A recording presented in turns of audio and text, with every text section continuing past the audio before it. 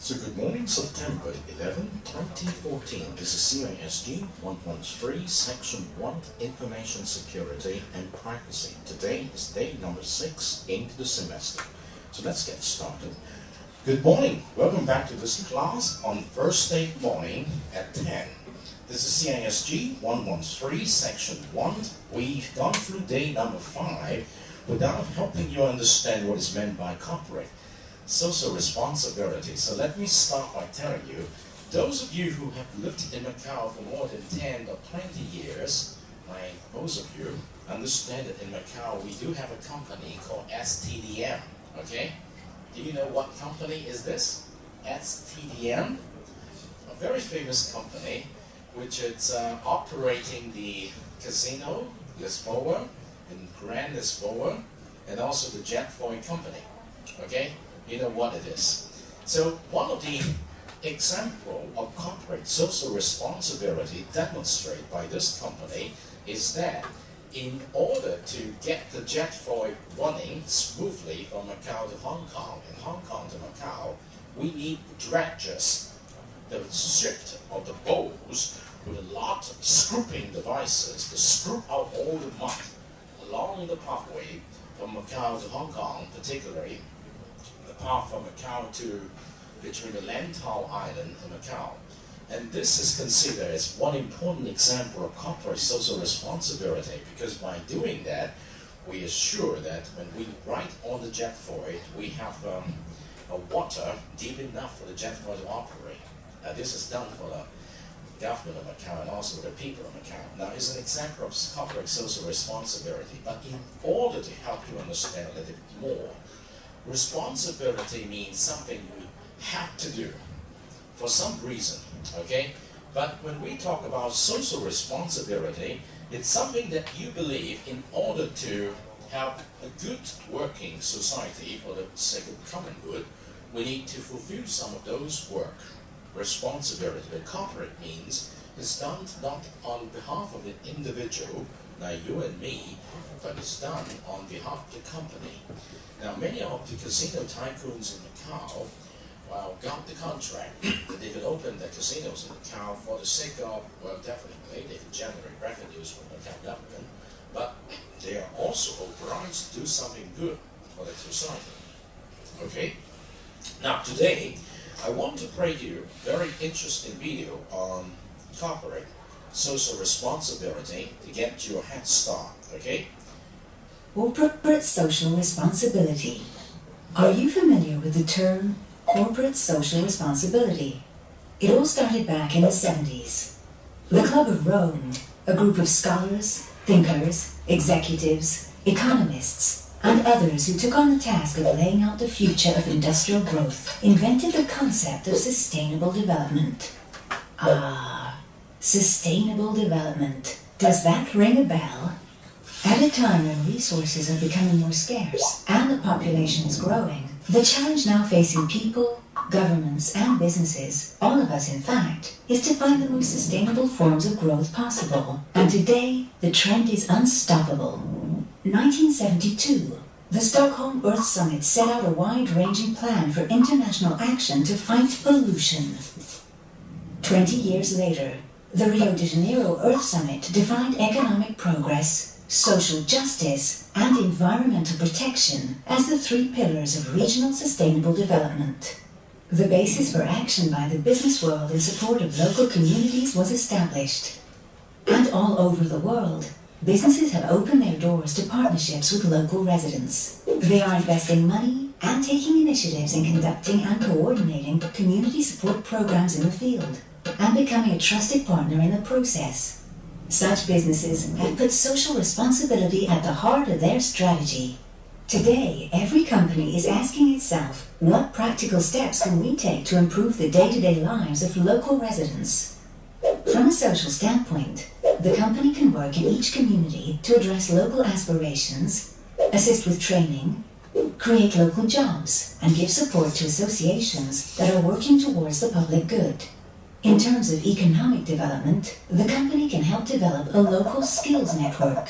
By making its expertise or training resources available to local businesses, It can create a win-win strategy that promotes the local economy and yields access to valuable expertise. Finally, with regard to the environment, its task is to ensure that, as often as possible, its business activities take into account the need to protect and enhance local ecosystems. In addition to reducing its air, water, and soil emissions, the company can work with its employees to set up volunteer activities, or take action to clean rivers, transform vacant lots into vegetable gardens, encourage reforestation, and teach school children about recycling. There's no limit to the steps that can be taken. With Alstom, local communities can count on CSR every step of the way. Take South Africa, for instance, where Alstom has been operating for over a century. This immense country has a truly critical need for economic and social development. Education is moving forwards with Alstom. In South Africa, access to knowledge is key to development. For Alstom, helping people broaden their knowledge means on a daily level providing access to vocational training, offering internships, career development programs, creating an academic chair in clean energy, granting scholarships, and more. But it also takes the form of a partnership with the Maths Center, an organization that works to improve conditions for maths and science education in schools. Economic development is always a priority with Alstom. In South Africa, Alstom is strengthening local industry by helping to improve the skills of craftsmen and engineers in the energy sector. To date, 650 craftsmen and 175 engineers and technicians have received training.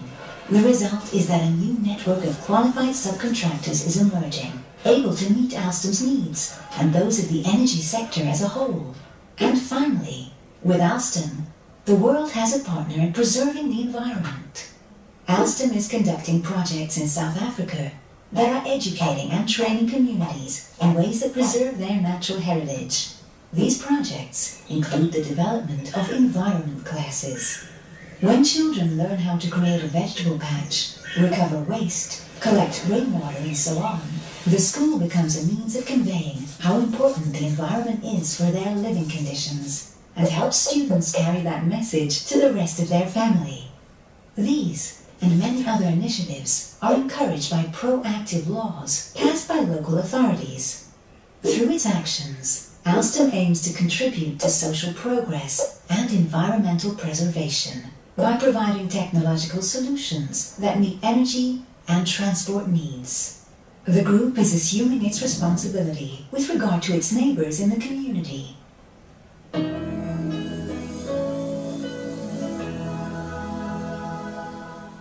So here we go. We have already witnessed the interpretations of CSR, corporate social responsibility, and in this few minutes we watch a very short video introducing the kind of social responsibility performed by the corporate restaurant in Africa. So you got some ideas on what corporate social responsibility is all about. Now, step number one, sit together with your learning partner and grab one pair of chairs on the left and on the right, okay? Number two, if you have the mobile devices, get them ready. I want you to write something on the Moodle environment using the forum today, okay? So, would you please take 2 minutes, move yourself to the left and to the right with your learning partner while I'm doing some basic preparations for this, alright? And once you're set with your learning partner either on the left or the right, ask yourself and share with your learning partner within 2 minutes time what you have observed in the video and what you have heard from my explanations on corporate social responsibility. So this is something very important, okay?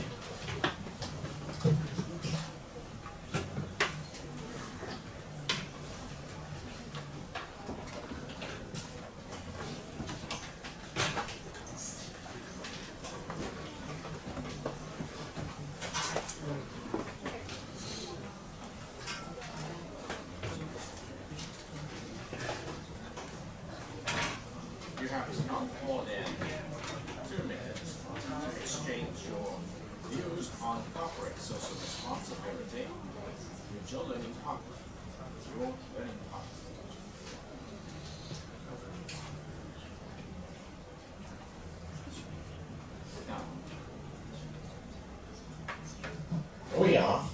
I'm getting myself back to week number 3. Okay, now you can see on week number 3, I'm getting ready to write something on the public online discussion forum now.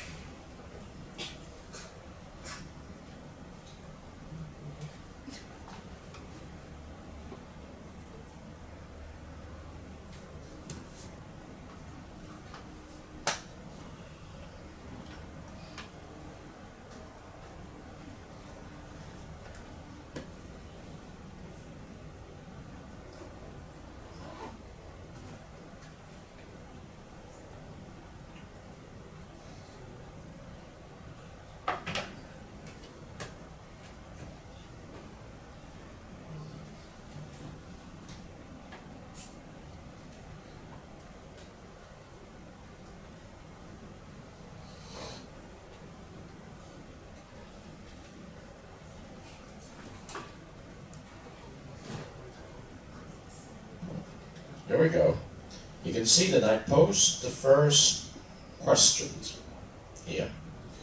Alright, it takes longer than what I expect, but it's okay, it's now here. Now my question is very simple. What is your immediate impression on corporate social responsibility? And I invite you to share briefly to this question by pressing reply. Okay? So you have 2 minutes time exchanging rules with your learning partner. And once you finish, you got some ideas, go with your mobile devices to this particular forum and type something in. Your immediate feedback, okay, or your peers' immediate feedback, okay?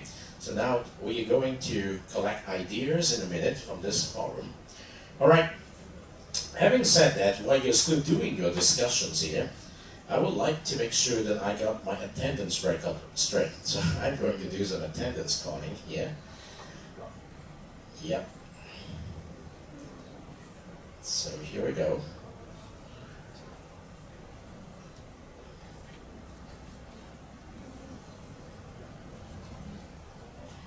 So Helia, thank you.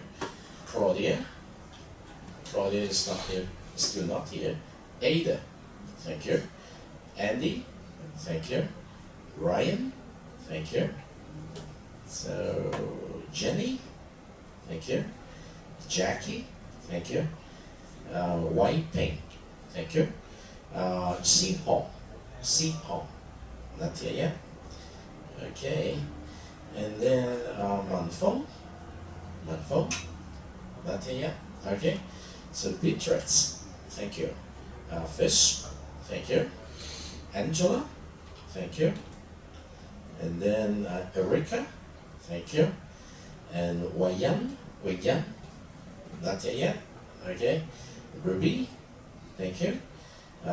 C, thank you. And then Elisa, thank you. Loka, thank you.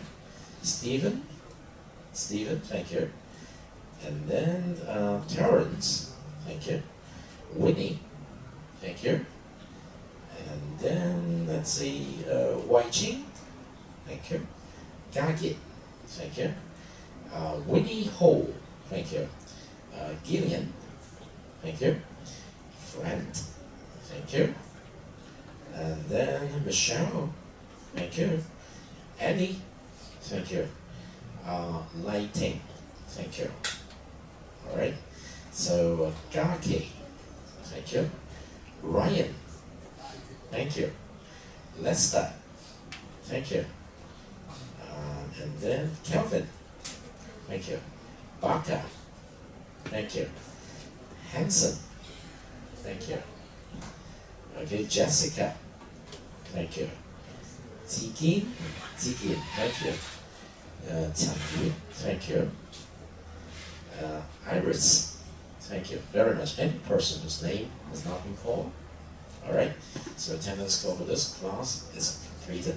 Let's get back to the responses. Do I have any responses yet? Not yet. So I give you 3 more minutes to fill up some responses. What is your immediate impressions on corporate social responsibility? All right? So it's very important that we do some interactive exchanges in this class. Corporate social responsibility is very interesting.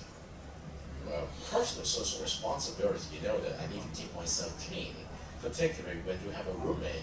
You do not want to sleep on your bed with a whole bodies of sweat, which smells like guts, okay? And you just know that you don't want to make your company feel bad about this. And now we're talking about CSR, corporate social responsibility. All right, let's see. Are you online on the Moodle environment? One thing good about this is you all have the mobile devices now. The only difficulty we might have is the bandwidth of the Wi-Fi. Okay, so just type in something that is wholly yours, personal impressions after the first few minutes on introducing you corporate social responsibility. What you need to do is go inside here and press reply, okay? Press reply. All right, you need to learn how to use the following. Yes. When you press reply, you can type something here, okay? By writing, but some of the mobile devices should have provided you with a writing pad so that you can enter something. The best thing is definitely use your iPad or iPad mini, all right?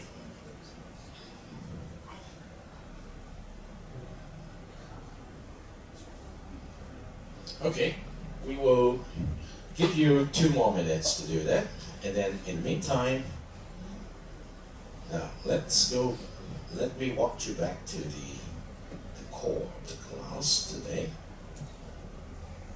We're also going to introduce to you,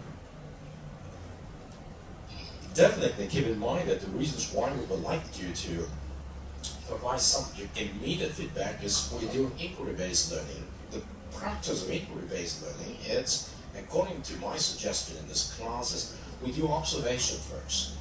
When we watch a video, we're observing what's given to us, and we try to ask questions. These are the part of the interpretations. And then with the question asked, with the resources examined, we come to some lessons learned. Oh, I can see that you're sitting there alone, only one person. Where is the learning partner?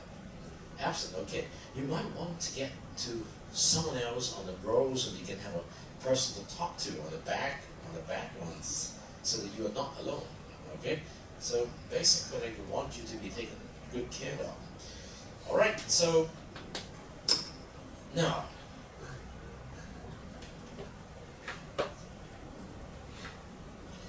you just got the idea of corporate social responsibility, okay? And you got some basic understanding on this. Let me see if I could give you this too. But that is a little longer. It's okay.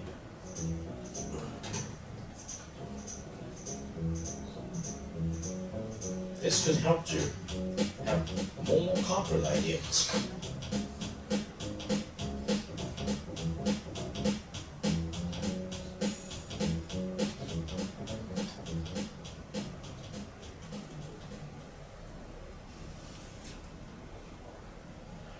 Mass layoffs and record profits at the same time, manager salaries, scarcity of natural resources, and imminent climate catastrophes, morally questionable advertising, child labor, corporate fraud, financial crisis, and the Occupy Wall Street movement. These are just a few examples you may have heard about under the topic of sustainability, business ethics, or corporate social responsibility. These themes raise questions about justice for current as well as for future generations.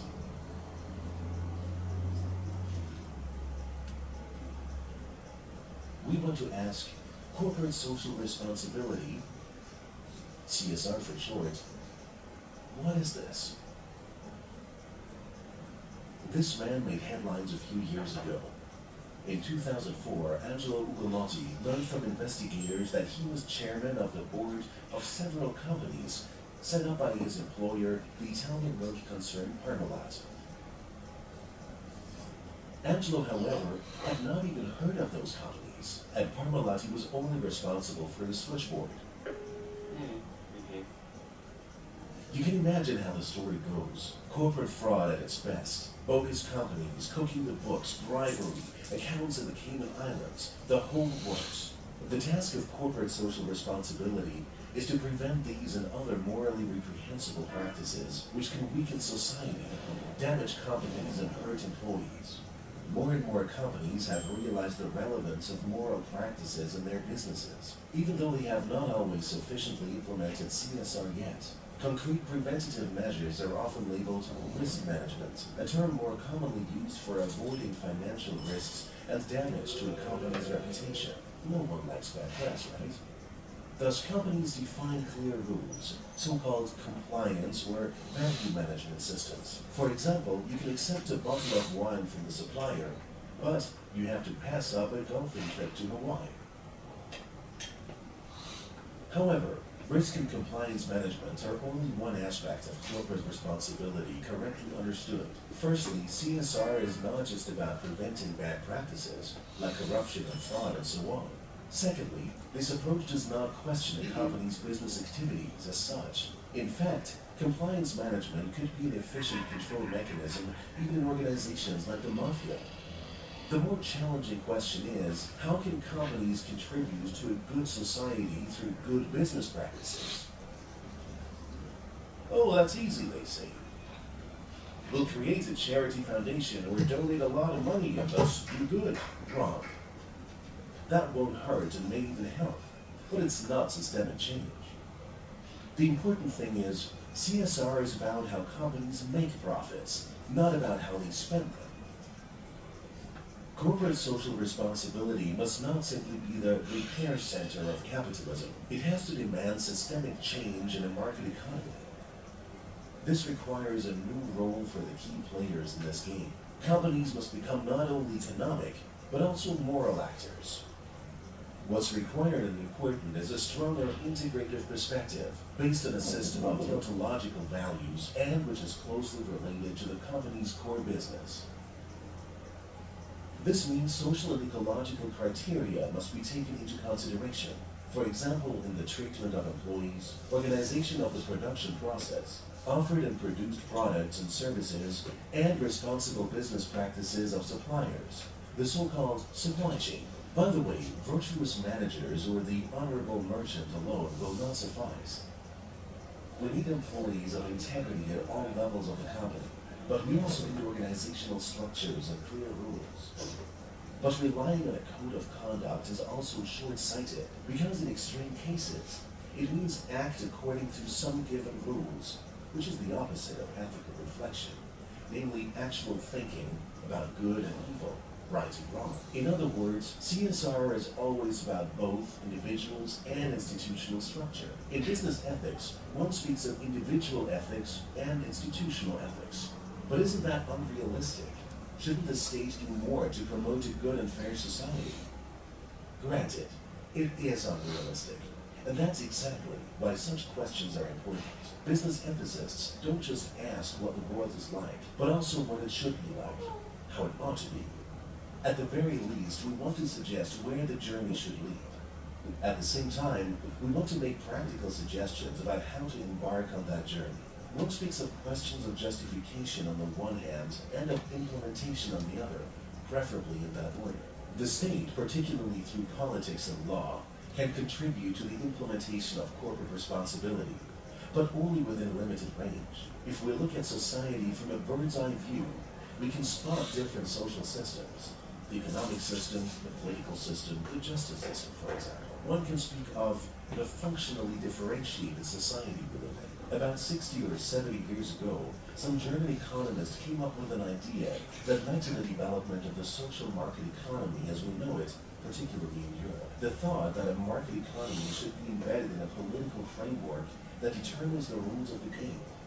This underlying idea is still important, but it has become distinctly more difficult to rely on the state alone. Societal differentiation has progressed because most systems have internationalized. Globalization is the magic word that applies to most systems, but not all of them. Politics, and particularly law, tend to be bound to one country's borders. while the economy, above all, is highly internationalized and globalized. This makes effective regulation difficult. Thus, it is now not only about the classic rules of the game, but also about the moves of the players, the corporations, in a changed and changing world. And beyond politics and law, civil society, in particular NGOs, have gained a strong influence in the economy, as both vicious watchdogs and as partners of business. In the society of the 21st century, we find new, rather odd hybrid constructs under the notion of soft laws. These are collective individual commitments to comply with certain social and ecological standards, such as collective industry agreements or the UN Global Compact. So companies are supposed to operate responsibly. Is anything really happening? There is no clear answer to that question. The cynics say that CSR is like teenage sex. Everybody says they are doing it, but few actually are. And those who really do it rather badly. The truth is more nuanced, of course. In the area of corporate responsibility, there is also the good, the bad, and the really ugly. More and more companies deal with CSR and take the first steps towards responsible business practices. We can definitely observe a distinct effort, even though it is still a delicate little plant. And of course, there are still those who misconstrue CSR as a PR instrument and simply want to greenwash or bluewash their company. And unfortunately, there are still companies that don't give a damn about questions of corporate responsibility and which even trample on justice. Got all that? Let's sum it up. First, CSR stands for Corporate Social Responsibility. Second, CSR is based on the question of good business for a good society, today and tomorrow. Third, corporate social responsibility is not charity. It is about how companies earn their profits, not how they spend them. Fourth, it takes employees of integrity and appropriate organizational structures to realize CSR. It is a matter of individual and institutional ethics. Fifth, politics continue to play an important role. But in a globalized world, the effects of regulation can be limited. And thus, sixth, companies play an increasingly important role. Seventh, soft laws are new governance mechanisms based on companies' self-commitment. Finally, CSR has arrived in business practice. It is necessary to support these developments professionally, but also to provide critical perspectives with respect to them. Research on issues of corporate responsibility is still beginning, and future developments will be exciting to see. It is unclear whether a good and fair society can be created with the help of companies, but it can be created without them.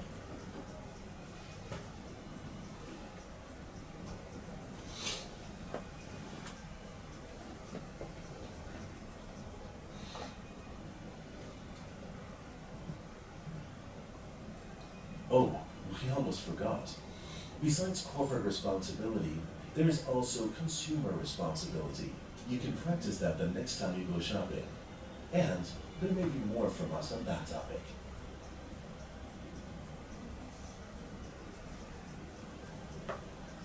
Here we go. I think it's a very good video to supplement the first questions I posed to you at the very beginning in the forum. And if you have no idea about what is CSR or what to write, after this about 5 to 6 minutes video, you got some ideas. And how many points has the professor sum up towards the end of this video on CSR? 1, 2, 3, 4. How many points towards the end in the conclusions of the wrap-up? Have you observed? Okay, you put it on the forum. It's a very interesting and very concise introduction on corporate social responsibility. Now let's go back here to see, do we have anything else here? I hope so. Close of the connections, yeah, very good. We should value resources. Not bad, it's because it can save the earth. I think it's difficult and interesting. Difficulty is in the lessons, it's in English. But that is a corporate social responsibility. Okay, There's a personal matter here. The interesting thing is I can learn more about intellect. Intellect? Okay. And then we all live in the earth, so we should value it. How much we have got from the environment, how much we should give it back. We should not build more trees after we have wasted many paper, but we should start to value any piece of paper since this second. Does it have anything to do with corporate social responsibility? Well, from another angle, we say that many of the companies today are environmentally friendly, and they suggest not to use papers or not.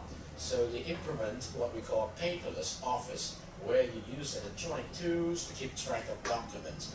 Very seldom they will print out a piece of paper for reading. Okay?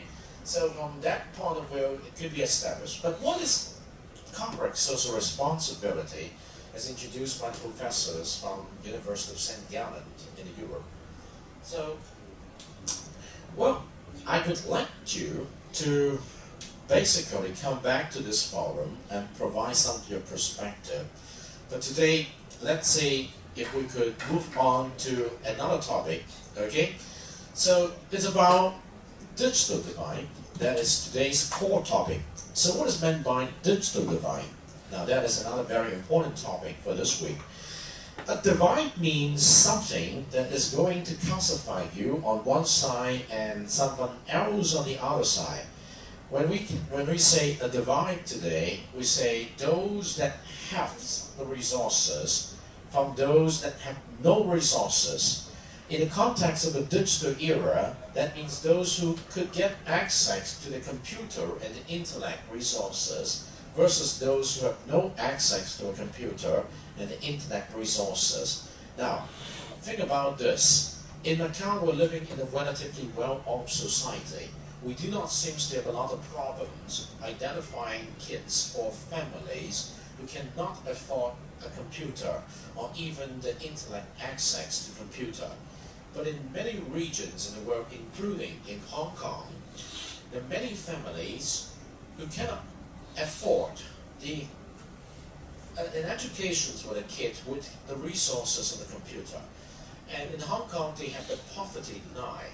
Many families live below the poverty line. That means they really cannot have enough for the kids to eat, even though the parents are working very hard to provide for the kids. So how could those kids have good education? Now, one thing good about the government of Hong Kong is all the kids are supposed to be at school, so they are going to be educated.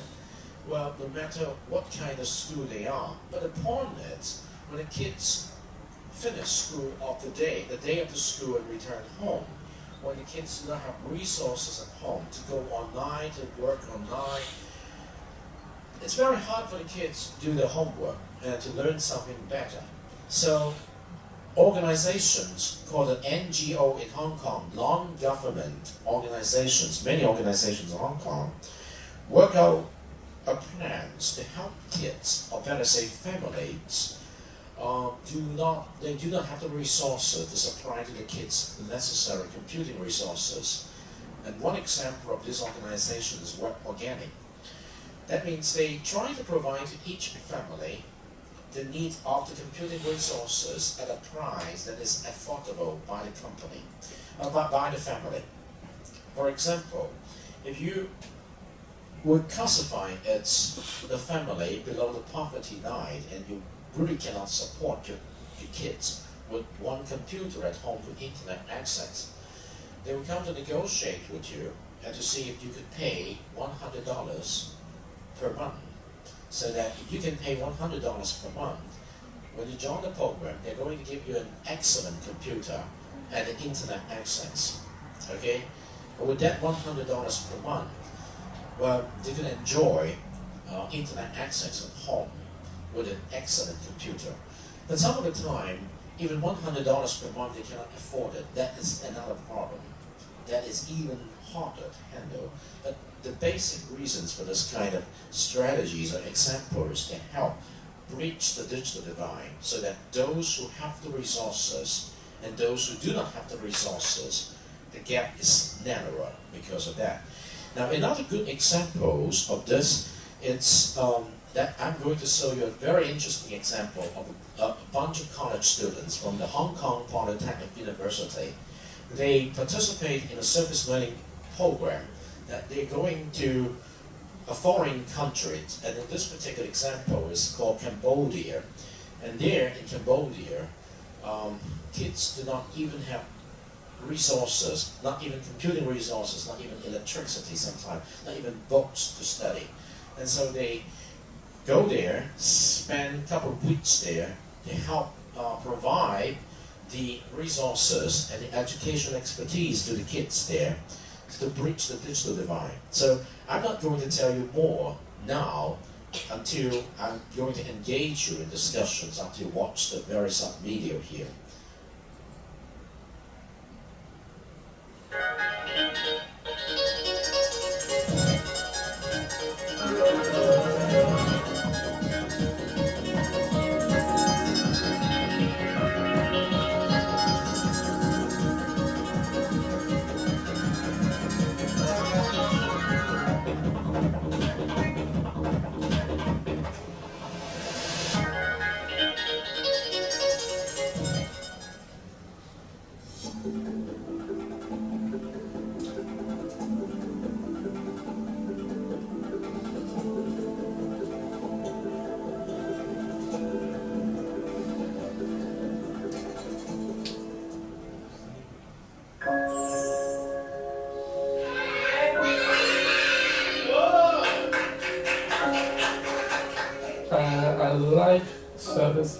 I like service, yeah, because a lot of people always serve me, yeah.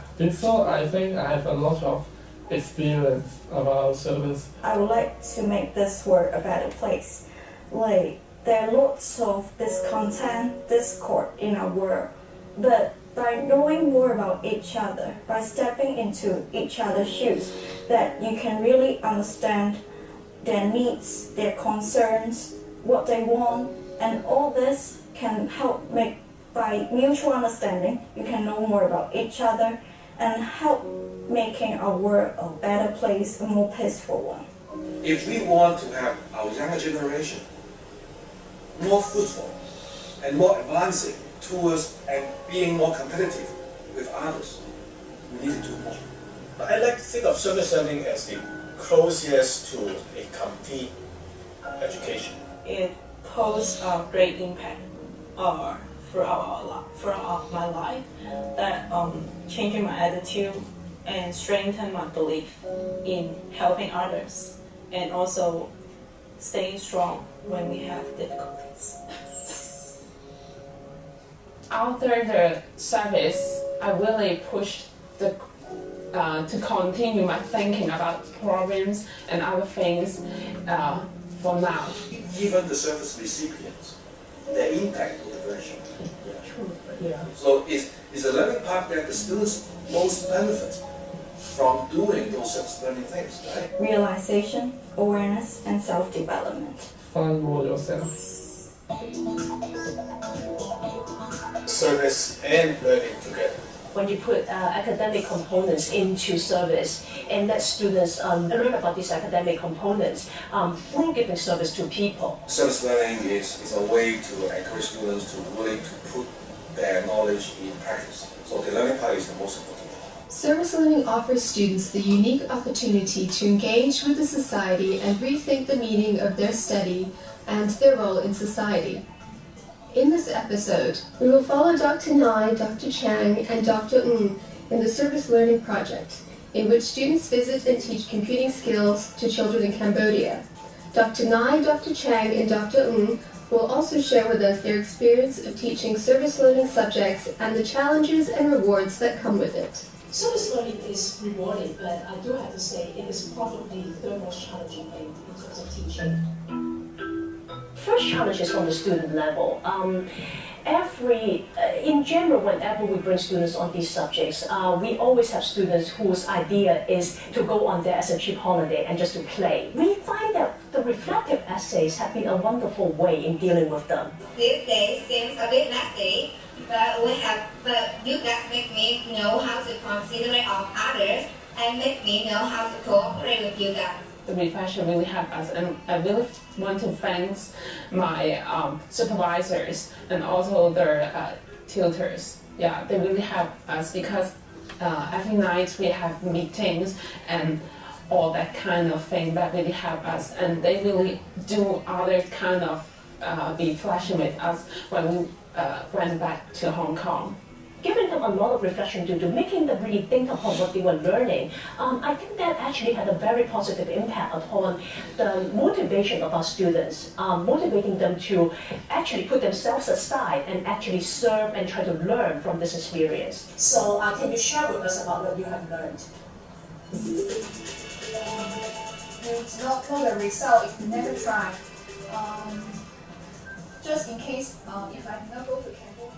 In the past, I was too target-oriented, like what I would like to do, what I would like to achieve. For some of the time, I may be quite reckless towards others' needs, like the service recipients' needs. I may not care too much about their needs, but through this experience that I learned that it is important for us to step into their shoes, to know more about their abilities, their needs, and to conduct their service projects in a more effective manner. The other challenge that I can think of immediately is in terms of the challenges in terms of knowledge that we are dealing with. Another example also comes from this summer when we actually put together a project that involved bringing our students to this orphanage that was serving HIV/AIDS positive orphans. We gave a lot of training. We gave them a lot of preparation. We had doctors come in from Prince of Wales Hospital. We had the orphanage director come in to talk about the orphans and so on. They went in there within 3 seconds. They were with the kids. They were talking with the kids. They were playing with them. They were holding them. And I think that the biggest difference was the amount of preparation that we gave them. As one of the preparation activities, students participated in a warm-up service at a local school of special education, in which they visited and played games with a group of mentally challenged kids. At the end of the service, they were given a debriefing by Dr. Nai. Let me just ask a question on my own, okay? Who was not comfortable at the beginning? The reason why we brought you here is because think about this environment. This is a very normal environment, right? Look at how clean the place is. I wonder how many of our classrooms in Angkor are this clean. Now think about Cambodia. You are in a very different environment. I guarantee you it will be nowhere as clean as here. The kids will be something that you have not seen before.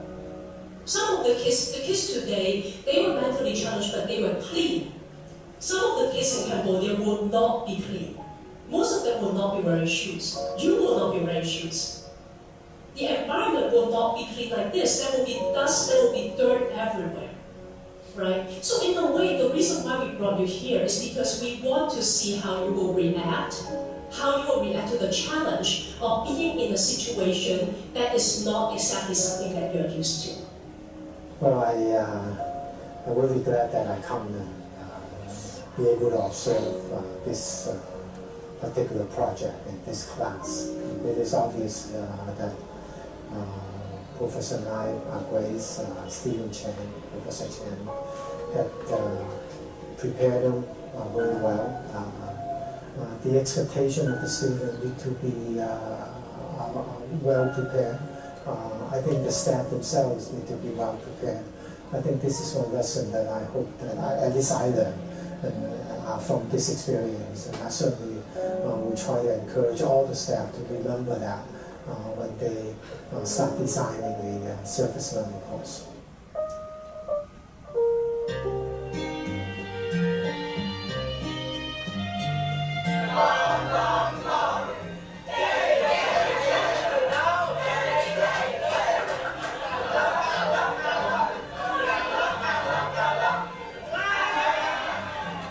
We always need the students work in a team, and as we shared just now, there are lots of powers in terms of teamwork, students working together. Throughout the process, the students actually learn how to work with each other, handle personal conflicts, handle differences of opinion, and through the process, they actually assessing each other. sometimes you don't really need to go in and say, okay, who has been the leader? It is obvious from how they interact with each other who has been stepping up. Sometimes we put this student in as a team leader. It turns out another person is actually a much more effective leader. And this we can see because we work alongside them and we can see them. And the assessment sometimes is actually quite easy because it is quite very obvious. Then also, because we're the team, we need to know what happened during the conversation, during the visit. Is that okay?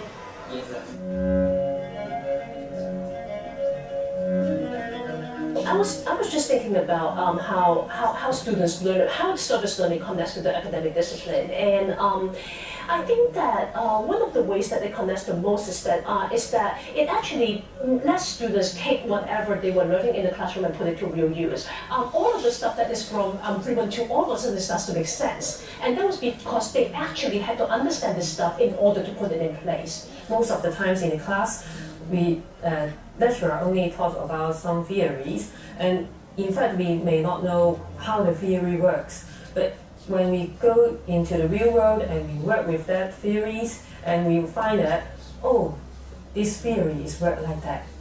And in some of our other projects where we actually get students to go and teach, because we are from the Department of Computing, we ask them to go in and teach, programming or something like that.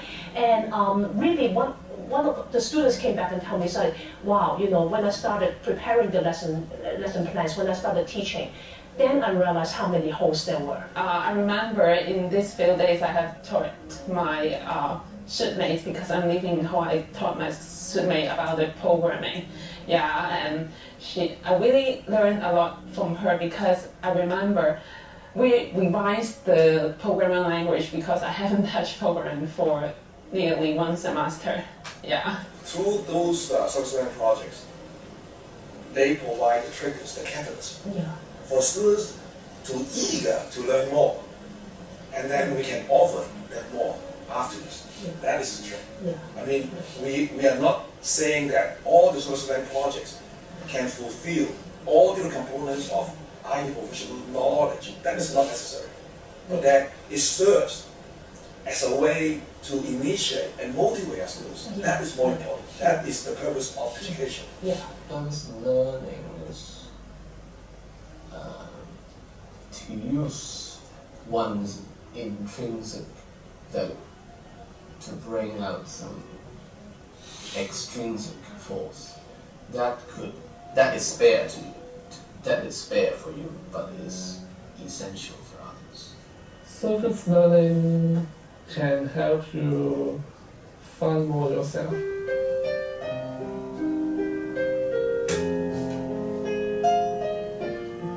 I think that doing the service learning subjects are probably, even forget the subject, even the project itself is probably one of the most demanding things that I've had to deal with.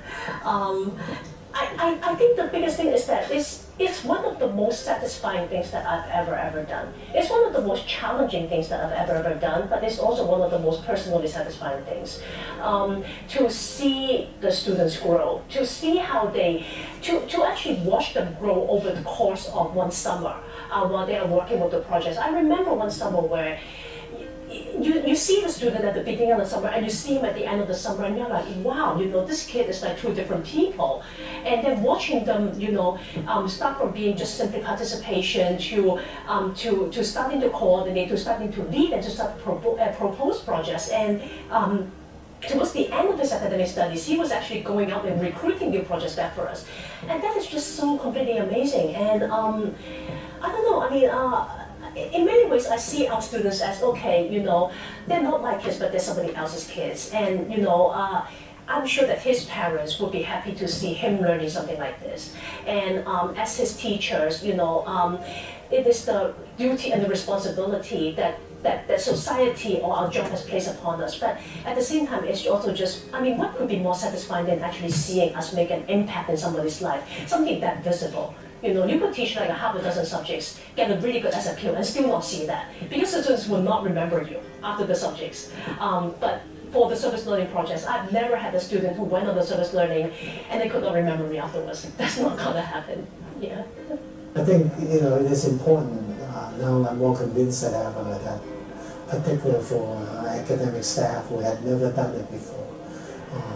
I would strongly encourage those staff to take time to come out to one of the service learning courses to understand and experience what this is all about before you get into the planning, before you get into the designing of the course on your own.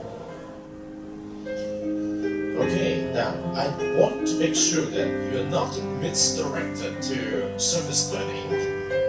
In the context of our discussions here, the topic is digital divide.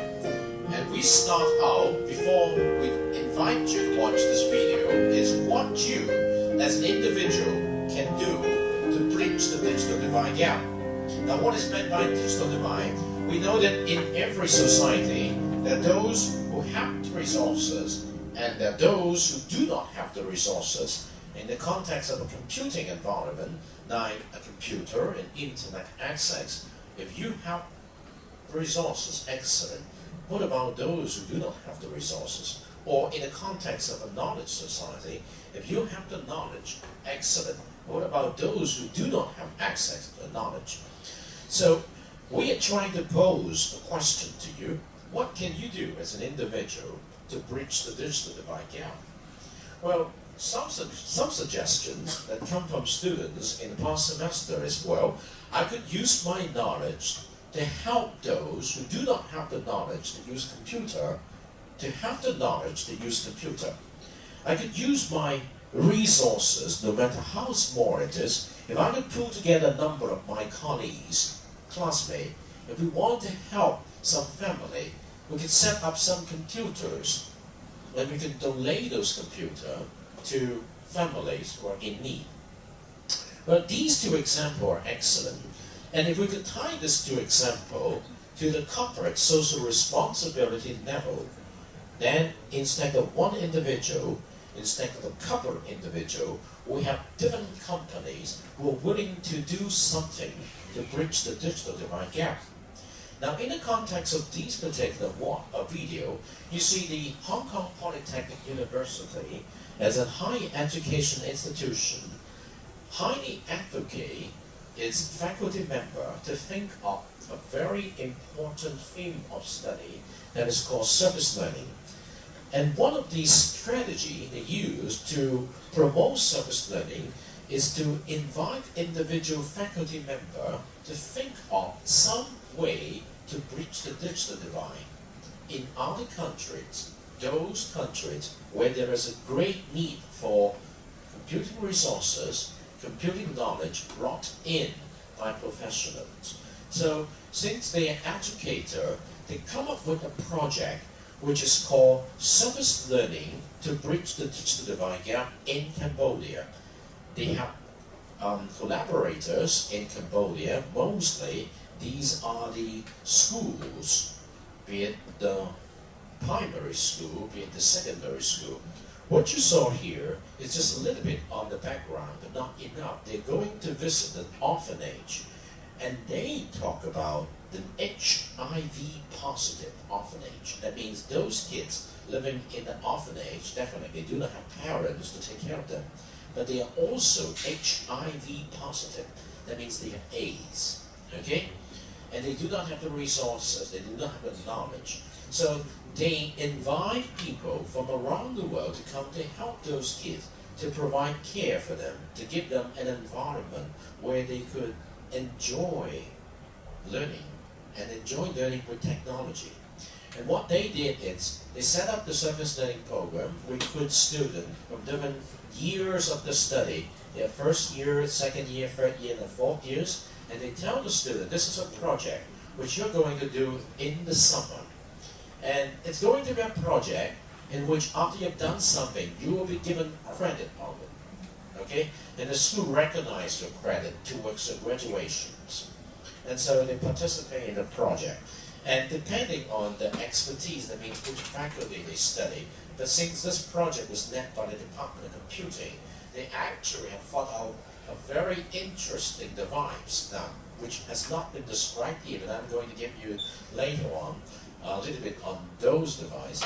They create a computer device, better say, is a mobile server device, and they call the device Iron Man. The Iron Man device could put in a suitcase, which could be as large as your backpack. And the Iron Man, whenever they would go to a site where there is no resources. The Iron Man has its dynamo, that means power generator, and then it could power up the mobile server, and the mobile server set up like an umbrella, and they got the resources from Hong Kong CSL. They donate about 60 different devices. The mobile devices, just like your phones. Some of these are iPad or whatever it is, so that they could distribute the devices to 60 to 80 to 100 different children within the scope of that mobile server. And they could use the mobile server just like when you are using your mobile services here with Moodle. Now, they could not get access to the internet at the very beginning, and so they download the whole Wikipedia and store it in the Iron Man. And so when they power up the mobile server, all the resources from within the latest versions of the Wikipedia will be made available to the student. They join the class. Now, those kids, or better say those college students from Hong Kong Polytechnic University, they know nothing about the language of the Cambodian people. So and the Cambodian children know nothing about English. So actually they could not communicate directly using language. But the way they learn something of using those devices, watching the picture, they come up with a very interesting way to communicate. They play games to engage the student, to teach them how to use the computer, different devices, and then through the games, they teach them how to learn something. And Wikipedia, I think they do have a language, Cambodian, and they can translate it to the two. It's a meaningful project brought about by a faculty member. And I think those of you who live in the residential college now at the University of Macau, I think your college highly recommended you join some kind of service learning program. And you need to come up with something of your own. Well, you do not need to go all the way to Cambodia. You can start thinking about the needs in Macau or the neighboring regions from inside China. All right? So you can come up with things like this. Now, this is an example of how an individual and also institutions like in the higher educations could do something about bridging the digital divide gap. Bridge means make it narrower, smaller, so that many more people do not need to suffer from the lack of resources. Okay? So when we come back here, because time is running out, I just want to walk you through a very interesting introductions on the digital divide. And if you have time, it is highly recommended you come to this and study this documentary on digital divide. It's very important. Okay?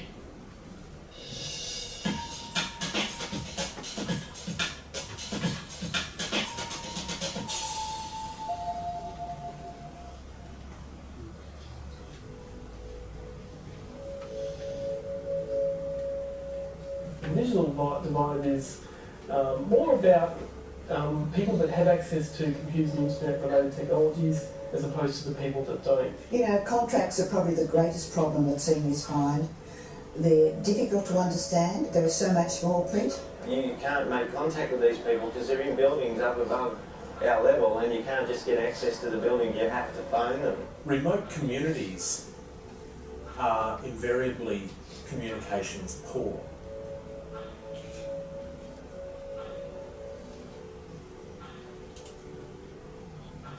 There are no banks in remote communities, there are no post offices, there aren't shopping centres.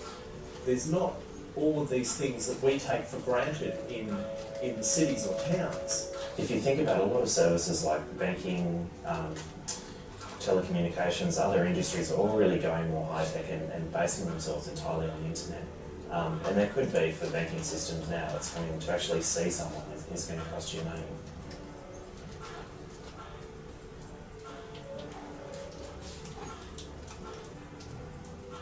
Not having any access to communications, like things like a landline or an internet service provider, or even a mobile phone has a really big effect on people who are homeless. So often a mobile can be the only form of communication that people have with their family. And if you're on that street, that can be a real lifeline. The thing I miss the most is having that contact once a week, or a couple of times a week with my older brother. We were able to use the chat program and send photos of my new cousins and my new nephews and nieces and stuff. Not having that contact now, I miss it quite a bit, so I'm endeavouring to get that all squared away, but it's not an easy task. If a senior can't have some connection to family and friends, they tend to feel very isolated. And that's not a nice feeling. Communication is vitally important to everybody. Social media is one of the really important innovations recently, as well as being really beneficial to the mainstream population. What social media offers people is the opportunity to overcome really profound disability issues such as mobility.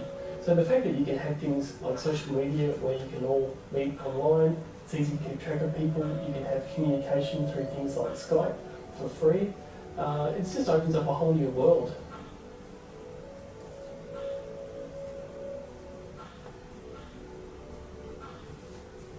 Invariably, the services that are put in are controlled by non-Indigenous people, and it relies on their goodwill to basically provide access to Indigenous people to use them. Because computers and the internet are such visual in nature, because they do depend so much on the ability to easily interact with the interface, people with disabilities can find that particularly challenging. There's about 4 million Australians with some form of permanent disability, about 20%. So we're talking about quite a lot of people, and this is one of the things that's a bit surprising why web accessibility is such a big issue, because ultimately when people put things on the web, put things on the internet, they really want the population to experience their hard work or maybe their product. And to think that 1 in 5 Australians may be disadvantaged in getting access to that's a lot of people.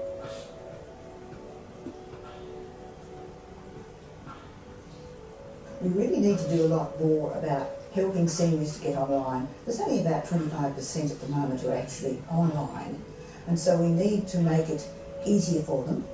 And one of the things that restricts a senior from being involved online is a lack of knowledge about it, a fear.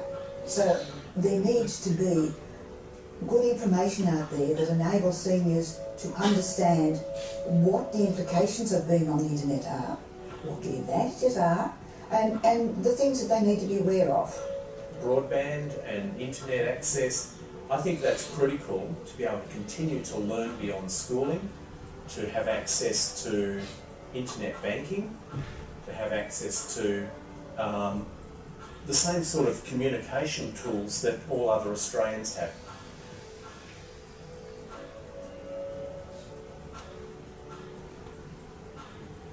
Just the day-to-day of the things that we take for granted, like things like internet banking, or for someone who's homeless dealing with housing or dealing with Centrelink. There is a high uptake, but the cost is prohibitive. It becomes a major expense out of, for people on very low income. I think telecommunications providers and banking institutions need to also provide their end of the bargain by making sure that these devices can be used by people with disabilities. Taking those little things for granted, they are a big thing in the homeless sector. The contact, it's a very important thing. So communication is just a lifeline.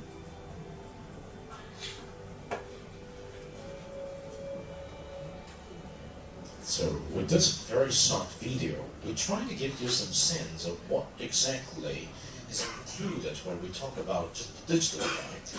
We talk about the situations in Australia. Australia is a big country with a lot of rural areas, very much isolated from the big city.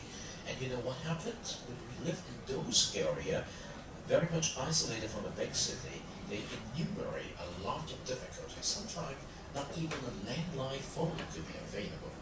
How can you think of anything like internet access? And some of the time, they have seniors who know nothing about the knowledge of how to use computer, not even how to think about how they could be communicated. So they talk about the situations, they talk about how they could help them to be connected. Now the question is, if social responsibility is something we need to do as an individual and then also as corporations. What could you suggest those individuals and corporations to do to help fulfill this CSR? Well, one example is how much they could do to bridge the digital divide gap in the city, in the regions where they are operating. Okay? And how you, as an individual student, can do to bridge the digital divide gap. Examples like use your knowledge to help those who do not have the knowledge. Alright? So this is the theme for today's class. Now I do not have much time left, but what I would like to remind you is that here is a social discussion forum for this week.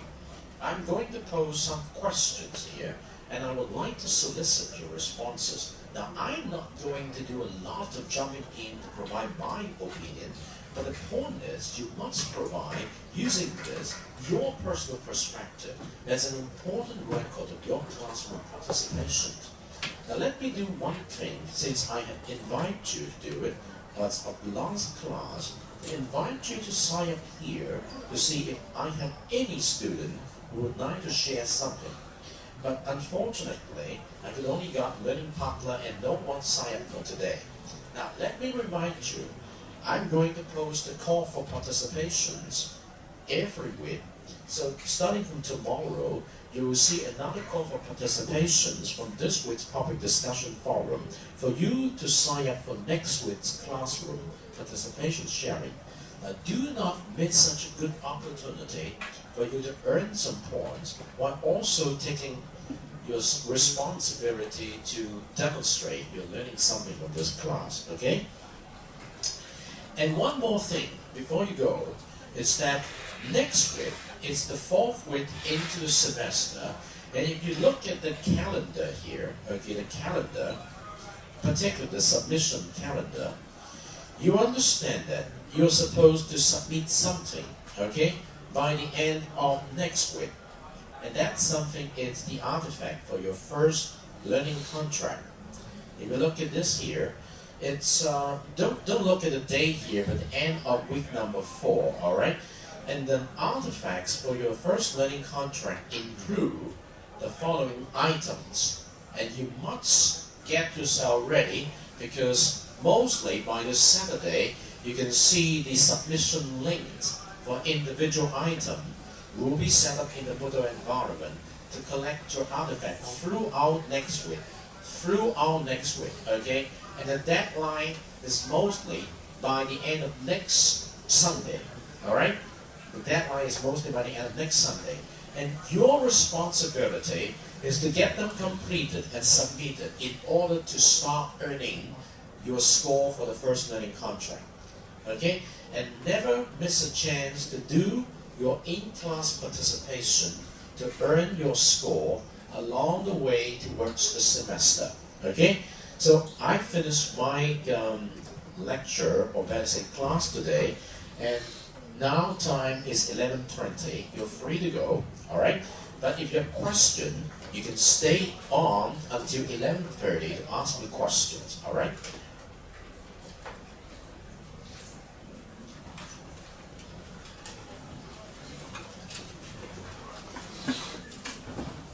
So that's it for today's CISG 113, Section 1, Information Security and Privacy, day number 6 in week number 3.